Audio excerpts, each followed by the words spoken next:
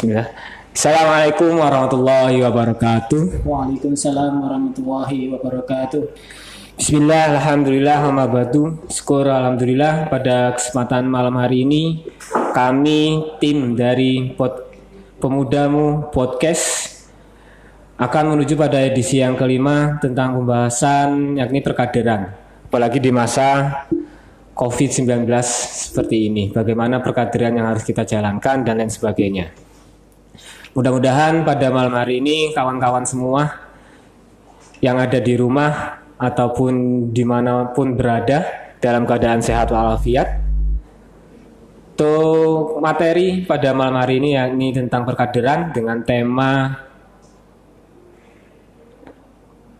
peran dakwah atau peran kader pemuda Muhammadiyah dan tantangannya. Dan pada malam hari ini kita sudah bersama dengan Mas Hafid Mustahid. Beliau adalah Wakil Ketua Bidang Pendidikan dan Perkaderan Pimpinan Daerah Pemuda Muhammadiyah Kabupaten Tegal. Dan tak lupa malam hari ini adalah edisi khusus di mana kegiatan malam hari ini sudah disponsori oleh SD Muhammadiyah Slawi.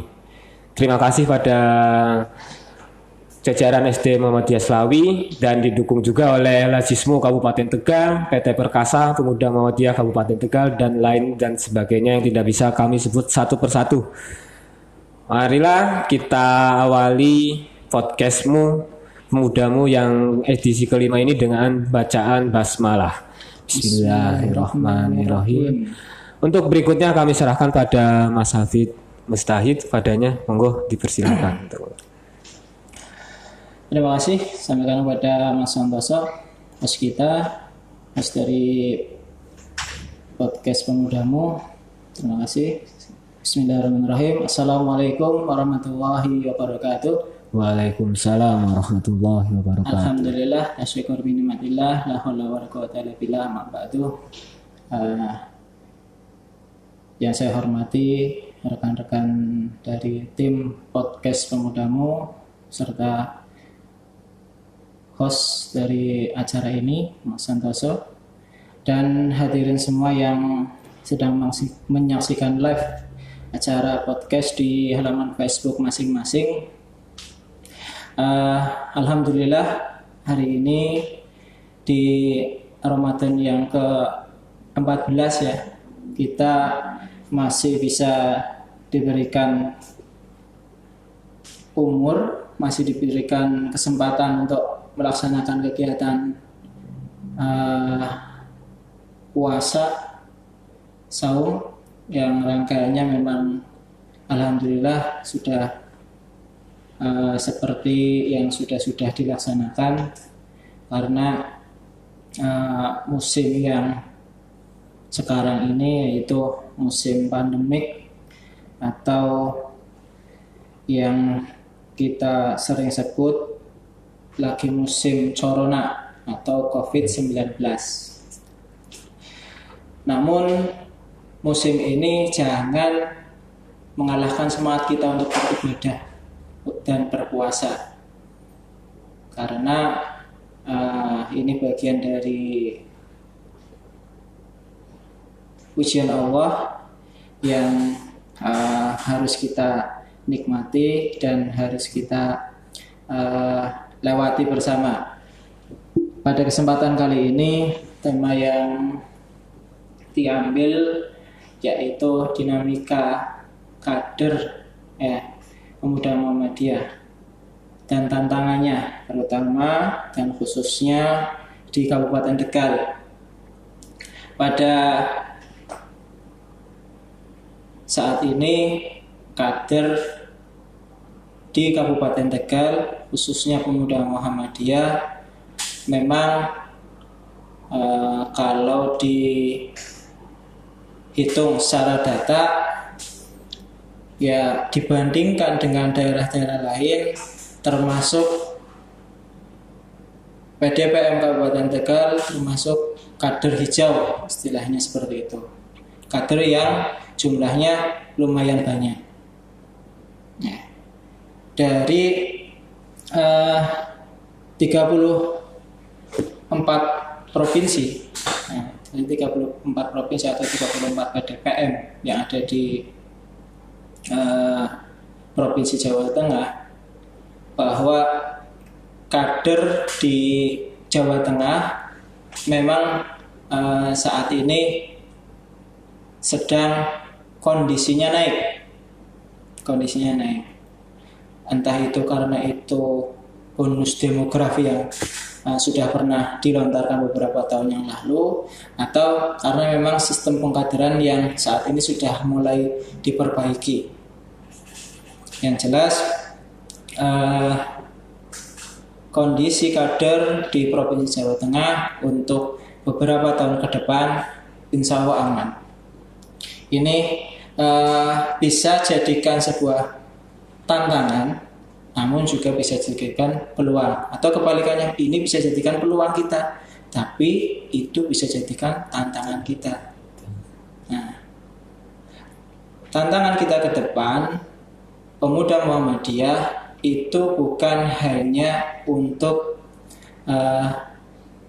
memperbanyak kader, ya, tapi mengkualitaskan kader. Saat ini yang menjadi kelemahan pemuda Muhammadiyah adalah kader yang mungkin lemah dalam ideologi Muhammadiyah. Karena dalam beberapa tahun ini pengkaderan yang diikuti oleh pemuda Muhammadiyah atau yang dilaksanakan oleh pemuda Muhammadiyah dulu pada saat pengkaderan pertama sebelum ada revisi buku pedoman pengkaderan itu diterbitkan. Pedoman pengkaderan yang pertama diterbitkan tahun 2002. Ada yang namanya melatih tunas, ada yang melatih muda, melatih dewasa, dan melatih nasional, serta pendidikan instruktur, itu yang nanti akan menjadikan instruktur. Namun pada tahun 2012 diadakan silaturahmi antara seluruh ketua kader se-Indonesia, yang memunculkan pengkaderan diubah namanya menjadi Baitul Arqom. Ya, Baitul Arqom dengan jenjang. Ada yang pertama Baitul Arqom dasar. Itu biasanya dilaksanakan di tingkat daerah. Pesertanya yaitu cabang-cabang dari semua cabang di tiap daerah tersebut. Baitul Arqom dasar sudah lulus, itu juga ada kriterianya, lulus dan tidak lulus sebenarnya. Tapi yang terjadi di saat ini, yang ikut biasanya diluluskan semua. Lulus tanpa syarat. Itu yang sering terjadi. Yang akhirnya nanti ketika dia benar-benar menjadi kader, dia bingung ketika nanti di pertengahan jalan, saya ini posisinya di mana? Saya pengen mendalami Islam, cari Islam yang lebih dalam lagi. Padahal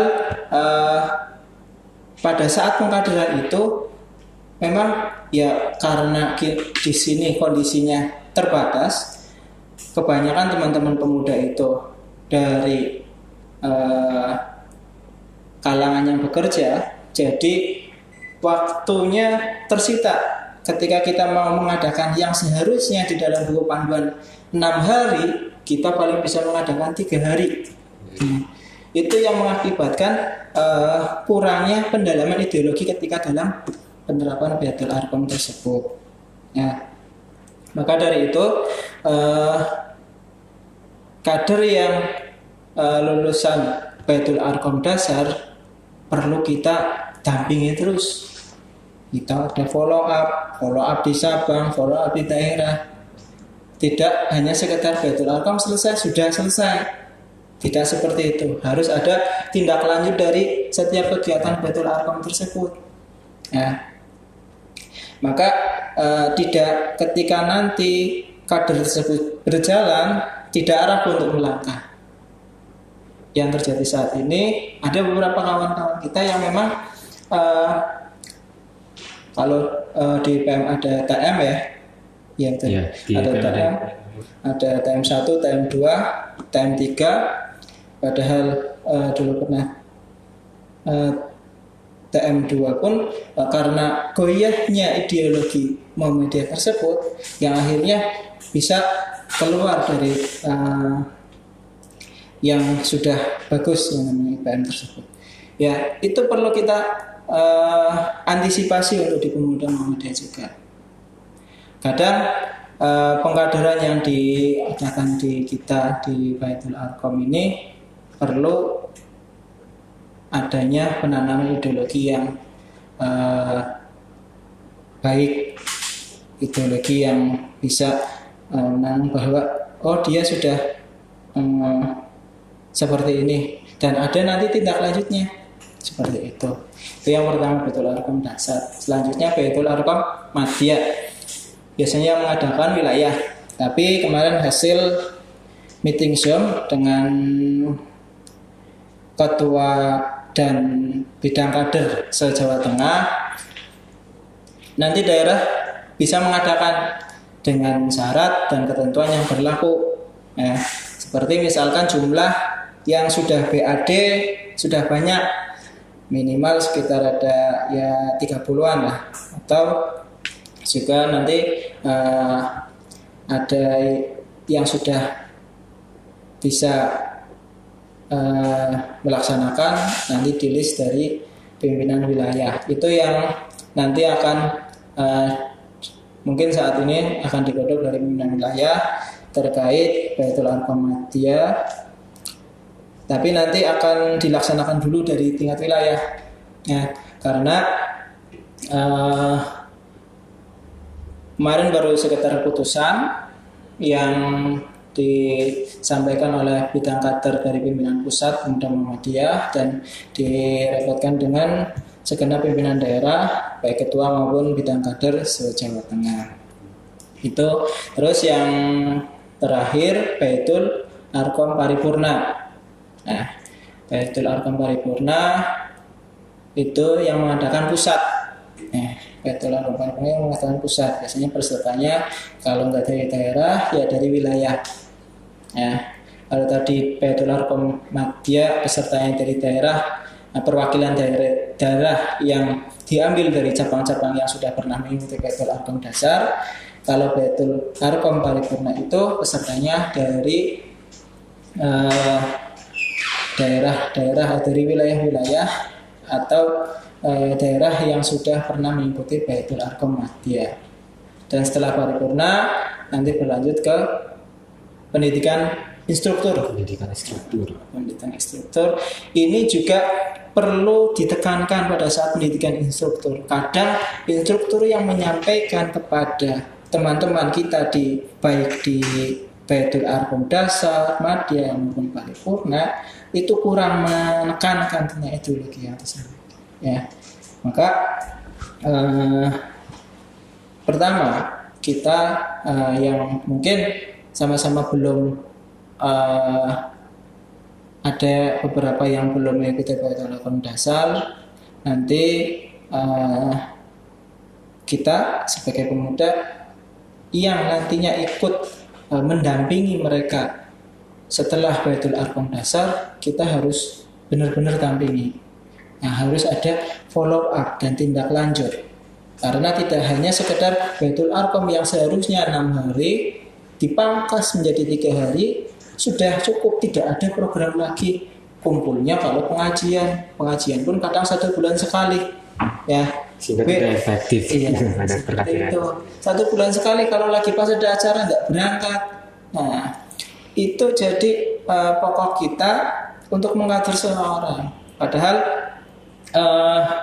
pengkaderan akan berjalan efektif ketika kader tersebut sering kumpul dengan kader yang lain. Itu saling menguatkan. Ketika di sini ada pengkaderan non formal, misalkan kumpul kumpul untuk penggalangan dana. Itu bagian dari pengkaderan non formal. Kalau formalnya tadi yang berjenjang dari dasar, madya dan paripurna. Kalau non formalnya kayak kumpul-kumpul kita untuk buat program tim penanganan COVID-19 itu bagian kaderisasi ya, tapi itu yang non formal. Itu mungkin sedikit ulasan yang nanti bisa menjadi bahan kita untuk kedepannya, bahwa kader di Pemuda Muhammadiyah memang saat ini perlu pendalaman ideologi Muhammadiyah. Ya, saya yakin pendalaman ideologi Muhammadiyah pun beriringan dengan pendalaman ideologi Islamnya. Pertama Islam dulu, harus ditekankan Islam dulu, selanjutnya Muhammadiyah. Dan ketika itu berjalan berdampingan,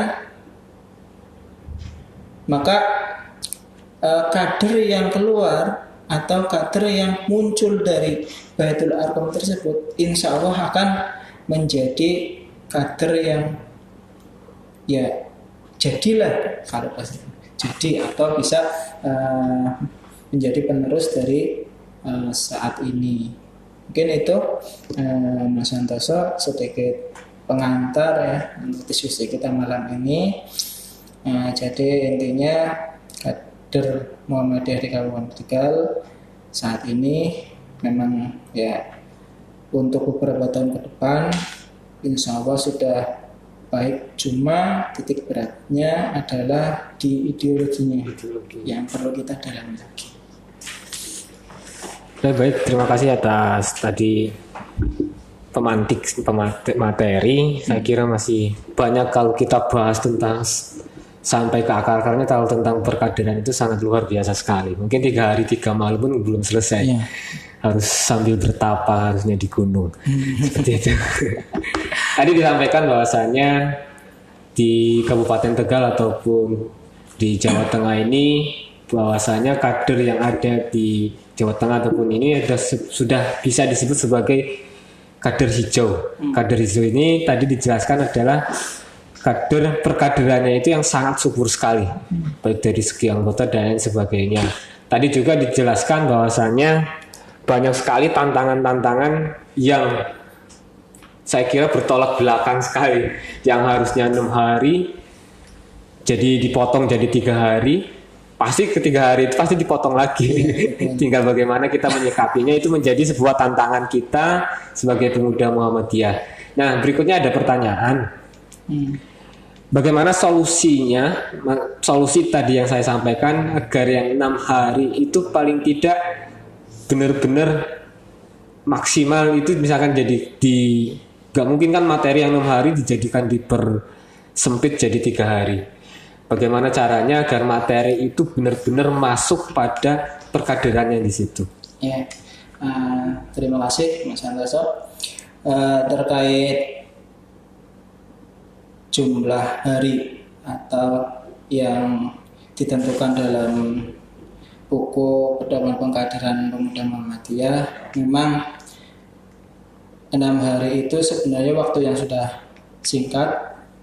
6 hari sebenarnya waktu yang disingkat, namun di kita kadang dipangkas lagi menjadi 3 hari karena banyak aktivitas dari teman-teman, baik itu yang pegawai maupun teman-teman yang kerja dan lain sebagainya, itu mengharuskan 3 hari, dan bahkan ada yang 3 hari dipangkas lagi jadi 2 hari. Nah, itu yang menjadi dilematik kita.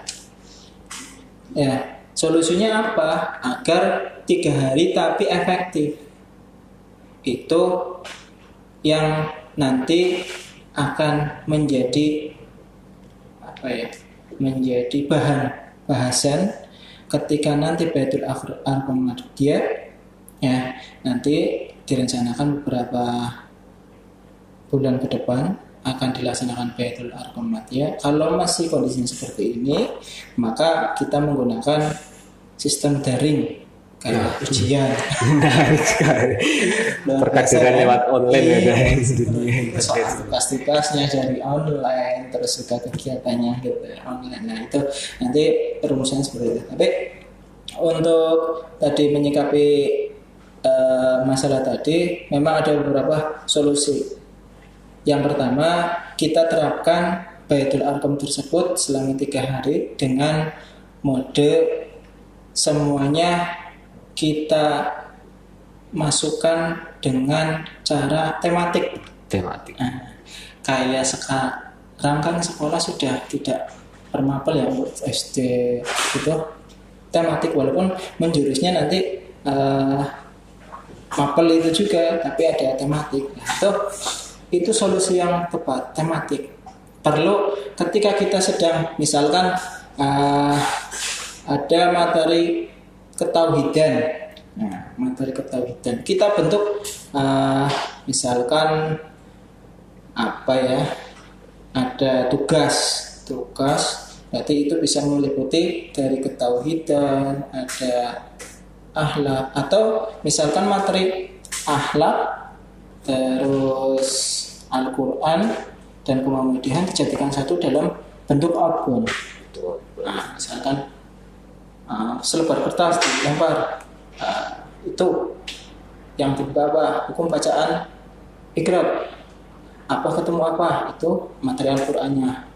Oke, Muhammadiyah tujuannya apa, itu jadikan satu, itu outbound yang itu mengerucut menjadi materi yang tanpa terasa mereka, oh ini yang namanya kemuhammadiyahan, ini yang namanya Al-Qur'an, ini yang namanya Tauhid.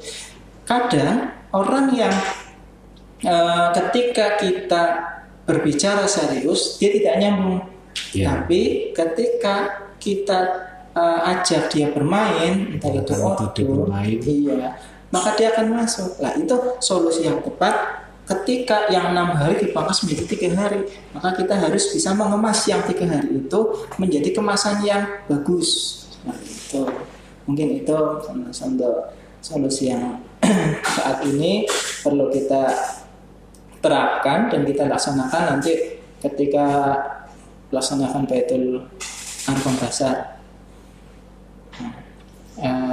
Yang lain, Mas Santoso? Tadi menarik sekali ada Baitul Arqam secara daring. Daring, saya belum sampai kepikiran sana. Daring itu nanti seperti apa ini? Bagaimana penugasannya? Apa misalkan ketika ada materi semuanya menyimak, mungkin bisa lewat seperti ini juga podcast. Nanti materinya 3 hari itu full mungkin podcast. Selanjutnya nanti si peserta diminta untuk tugas-tugas yang diberikan oleh instruktur yang ada seperti itu. Nah, mungkin ada sisi kelemahannya ini, tantangannya juga malah lebih sangat luar biasa di daring kalau dengan menggunakan metode daring seperti ini. Tadi memang kemarin saat kita Zoom meeting dengan pimpinan wilayah dan pimpinan pusat pengadilan, bahwa sangat mungkin sekali diadakan, tapi memang banyak kelemahannya. Nah, tadi kelemahannya kita nggak saling bertemu, tidak saling tatap muka, yang akhirnya kadang ketika mode daring tersebut banyak yang meremehkan. Iya betul, pastinya. Banyak yang meremehkan. Paling tugas itu nggak ada yang bukan apa-apa. Nggak ada yang melihat ya. Nah, kalau model ketemu kan ada pemaksaan. Misalnya hari ini tugas ini dikumpulkan. Kalau Baitul Arqam mati kan harus ada makalah ya, dari makalah ini, terus karya tulis ini. Itu kalau yang kemarin memang dibahas sempat ada pro kontra karena kondisi yang ada seperti ini mengharuskan bahwa ya dalam kondisi apapun tetap pengadilan harus jalan. Pengadilan tetap jalan. Jangan dibiarkan pengadilan berhenti karena kondisi seperti ini. Maka akhirnya pimpinan wilayah saat ini berencana menggodok untuk kegiatan Baitul Arqam Madiyah nanti dengan mode online atau daring. Nanti saya sendiri memang lagi coba tanya-tanya. Kalau kemarin sudah sedikit dibuka, yaitu model penugasan, ya, ada tugas yang disampaikan oleh instruktur dikerjakan dalam waktu sekian menit, dikumpulkan kembali dalam bentuk foto atau bentuk Google Form seperti itu. Ya, menarik sih sebenarnya. Tapi itu tadi penekanan untuk ideologinya itu yang bisa menjadi pertanyaan kita. Nah, sampai atau tidaknya. ya. Kita tadi sudah dijawab penuh oleh Mas Hafid Mustahid. Untuk berikutnya, barangkali dari teman-teman semua yang ada di rumah mau bertanya ataupun bertanya bisa langsung saja di kolom komentar Facebook. Barangkali mumpung masih ada waktu sekitar 5 menit lagi, seperti itu. Oke, tadi disampaikan bahwasanya dari Baitul Arqam dasar, madya hingga ke paripurna ini menjadi sesuatu yang baru bagi saya waktu di Pemuda Muhammadiyah. Kebetulan dulu pernah aktif juga di IPM. Kalau di IPM itu ada TM1 itu tingkat cabang, TM2 daerah, TM3 wilayah, dan TM utama di tingkat pusat. Seperti itu. Nah, ini jadi pertanyaan, lah kok langsung ke daerah ya orang? Enggak di cabang terlebih dahulu. Apakah nanti teman-teman dari cabang, contohnya di sana mengadakan perkaderannya yang seperti apa? Kalau di IPM kan, kalau di IPM kan ada perkaderan paling utama itu kalau nggak salah namanya fortasi. Di sekolah-sekolah forum ta'aruf dan orientasi siswanya itu perkaderan yang paling utama di IPM itu seperti itu. Tapi kalau di Pemuda Muhammadiyah itu seperti apa? Kalau sesuai dengan buku petunjuk pedoman pengkaderan, memang pengkaderan yang kita lakukan hanya 3. Pengkaderan Baitul Arqam dasar, Baitul Arqam Madiyah, dan Baitul Arqam paripurna. Tapi secara non formal dari Pemuda Muhammadiyah sebenarnya sudah banyak melakukan kegiatan-kegiatan pengkaderan seperti pengajian. Ya, pengajian itu bagian dari pengkaderan. Ya, ketika anak-anak muda saat sekarang ini haus tentang ilmu Islam, haus tentang agama, ketika tidak ada wadah untuk pengajian atau pengkajian membahas segala sesuatu, maka mereka akan mencari tempat lain, ya, tempat lain yang merasa dia nyaman, dia akan ditempati, ya. Itu yang menjadi celah kita atau tantangan kita, bagaimana kita mengemas pengkaderan di tingkat cabang. Nah, nanti program dari daerah rencanakan kita akan mengadakan Baitul Arqam dasar, tapi dengan zonanya zona 1, zona 2, zona 3 sampai zona 5. Ya, kalau nanti bisa nanti jadikan 5 zona, tapi kalau waktu yang terbatas kita jadikan 3 zona. Wilayah utara nanti ada Tukuturi, Adiwerna, Talang, dan Keramat, serta nanti Suradadi. Nanti jadikan 1, pokoknya ada 18. Nanti kita jadi, kalau waktunya cukup kita jadikan 5, tapi kalau tidak cukup kita hanya jadikan 3 waktu saja. Wilayah utara, wilayah tengah, dan wilayah selatan. Ya, jadikan 3 dengan porsi sesuaikan. Misalkan di utara misalkan maksimal segini. Misalkan jumlahnya 50. Cukup 50 saja. Nanti misalkan masih ada lagi, nanti diikutkan di tengah. Masih ada, diikutkan di selatan. Nanti selatan yang nanti di akhir. Berarti ada pembatasan kuota. Iya, karena itu menjadikan kita lebih fokus ke materi. Kalau kita ya memang dalam Baitul Arqam rencanakan nanti kita akan ada screening. Ya, walaupun tidak seberat screening yang ada di Madya maupun Paripurna, tapi kita usahakan ada screening dulu.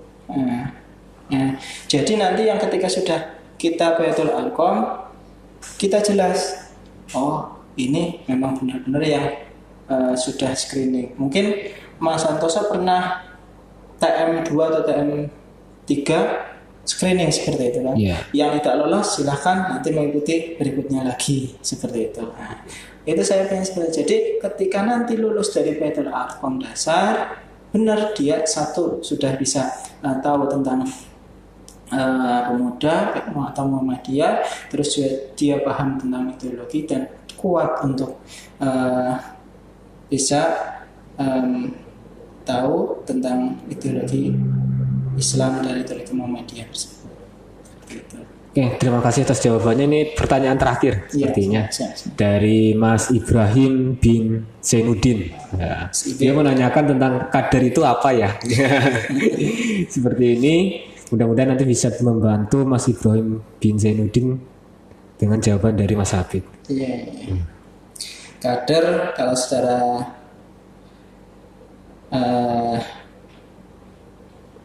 bahasa nanti Mas Ibe bisa melihat di kamus besar ya bahasa Indonesia. Tapi saya jawab secara singkat, kader adalah penerus dari suatu organisasi, partai maupun lembaga. Ya. Orang yang nanti akan melanjutkan dan akan meneruskan estafet dari jalannya organisasi tersebut. Ya. Tanpa ada kader, tanpa ada orang yang ada di situ, maka organisasi lembaga tersebut tidak akan berjalan atau tidak akan melanjutkan program maupun kegiatannya. Itu mungkin sedikit cuplikan kader apa sih? Bukan kader ya. Kalau kader kita mau kemana lupa jalannya. Itu saja. Jadi seperti itu kader, itu berarti semacam penerus lah. Seperti itu perkaderan yang paling luar biasa itu memang di pemuda-pemuda dan lain sebagainya. Nah, berikutnya berhubung waktu sudah habis, sudah menunjukkan pukul 8 lebih malah, seharusnya tadi jam 8 kita sudah selesai. Monggo pada Mas Hafid untuk melakukan closing statementnya. Ya, terima kasih teman-teman yang saya hormati. Barusan kita membahas tentang dinamika kader dan tantangannya. Di akhir pembahasan ini saya sampaikan kesimpulan dari pembahasan kita malam hari ini. Yang pertama, ayo kita bareng-bareng menguatkan ideologi kita tentang Muhammadiyah maupun Islam, tentang Islam atau Muhammadiyah, karena itu yang menjadi dasar kita untuk kuat tentang jati diri kita itu siapa, satu. Terus yang kedua, yang memang belum jelas tentang apa sih pemuda Muhammadiyah, apa sih Muhammadiyah itu apa sih, jangan malah berpindah ke organisasi yang lain atau ke lingkungan yang lain. Nah, ayo kita dalami bareng-bareng di Muhammadiyah, bareng-bareng untuk menghidupi Muhammadiyah. Kalau